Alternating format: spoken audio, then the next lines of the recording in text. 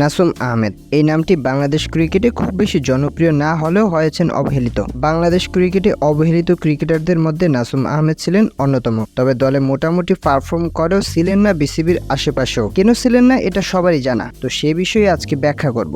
Hello বন্ধুরা, কি অবস্থা সবার? আশা করি সবাই অনেক ভালো আছেন। তো আজকে কথা বলবো নাসুম আহমেদকে নিয়ে, যিনি অপ্রত্যাশিতভাবে দল থেকে বাদ পড়েছেন এবং ফিরে এসে বাজিমাত করেছেন।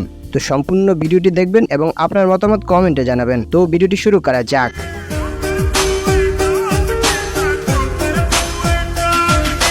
সময়টা ছিল 2023 ওডিআই বিশ্বকাপের সময়। তখন বিশ্বকাপের ম্যাচগুলো হচ্ছিল।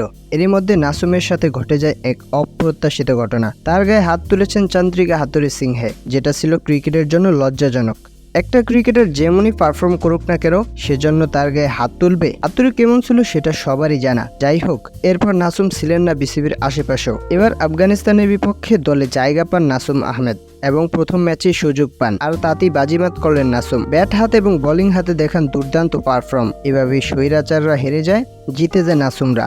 আপনাদের মতামত কিন্তু কমেন্টে জানাবেন, অবশ্যই জানাতে কিন্তু ভুলবেন না। আর হ্যাঁ, আমাদের চ্যানেলে যদি আপনি নতুন দর্শক হয়ে এসে থাকেন তাহলে অবশ্যই সাবস্ক্রাইব করবেন এবং ভালো লাগলে একটি লাইক করবেন।